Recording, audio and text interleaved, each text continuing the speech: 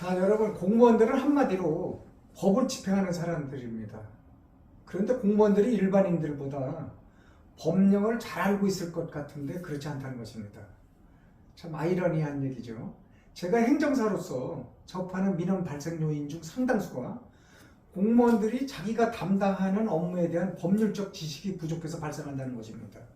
또 공무원들이 법령 전체를 보지 않고 해당 조항만 바라보니까 전체적인 입법 취지를 충분히 이해하지 못하고 해당 조항만 보고서 아주 소극적으로 해석을 해서 민원을 발생시킨다는 것도 많이 봤습니다.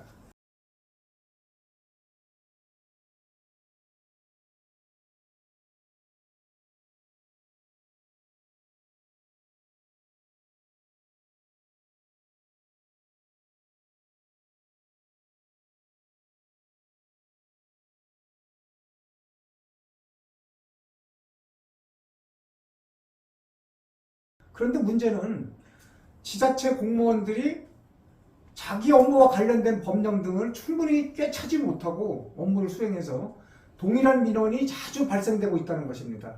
대개 다들 그런 건 아닙니다.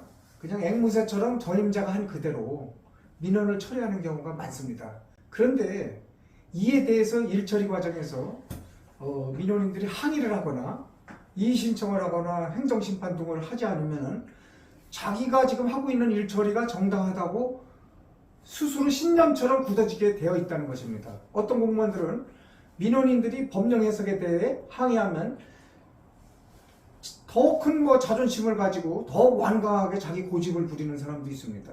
자, 예를 들어 보겠습니다. 지자체 공무원 어느 한 분이 구체적으로 밝히지는 않겠지만 담배사업 법령을 제대로 살펴보지 않아서 담배사업법에 의하면 편의점이나 슈퍼마켓에 일정 면적이 넘어야지 담배 소매인 지정을 해줄 수 있는데 법령을 제대로 보지 않아서 밑에 하위 조례까지도 다 봐야 되거든요. 그런 걸 제대로 안 봐갖고 담배 소매인 지정을 해버렸어요. 이거는 곧 이제 조사를 하면은 이제 징계 처분까지 해당되는 것입니다.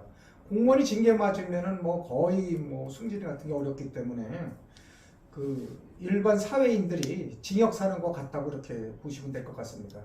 그래서 민원인이 어떻게 해야 되느냐? 민원이 부결되면 제일 먼저 해당 법령이 정확하게 적용되었는지 민원인이 먼저 꼼꼼히 따져봐야 됩니다. 공무원이 봐주지 않습니다. 또 행정기관이 보낸 어떤 반려서류에 보면은 반려사유가 나옵니다. 그 사유에 나온 위반 법령이 무엇인지 정확히 살펴보고 그거에 대해서 본인이 직접 찾기 어려우면 전문가에게 하위 지침이나 그거에 대한 적용 사례까지 살펴보면은 그것이 잘 처리됐나 잘못 처리됐나 알 수도 있습니다. 그리고 잘못 적용된 것으로 이렇게 확인이 됐다. 그러면 해당 기관에 이의 신청을 제기를 할 수 있습니다. 그러면 그 이의 신청 이유와 그 법적인 그런 근거 같은 것을 정확히 제시를 해야 됩니다. 그런데 이의 신청은 당해 기간에 그 담당자가 또 다시 처리하는 것이 보통 예입니다. 그래서 이의 신청을 해서는 받아들일 가능성이 별로 없다. 그런 것을 좀 참고해 주시기 바랍니다. 자, 그렇다면 이의 신청이 이제 안 받아지면은 공무원이 고의적으로 법령을 위반해서 직권남용을 한 경우에는 상급기관의 감사부서나 감사원에 감사 신청하는 것도 좋습니다. 그리고 처분한 지 3개월 이내다.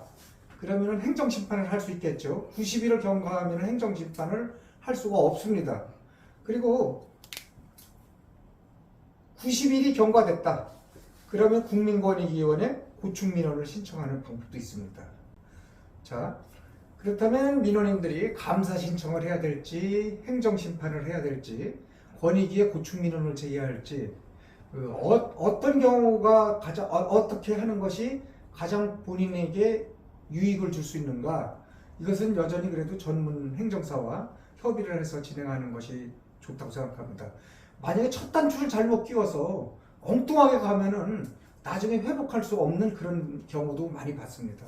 저는 권익위원회에서 조사관, 팀장, 담당자도 했고 그리고 민원과장도 했고 이러면서 37년간 여러 가지 민원 업무 처리만 했습니다. 어떻게 처리해야 되는지 망설이지 마시고 저에게 언제든지 전화 주시면 제가 성심껏 도와드리겠습니다. 감사합니다.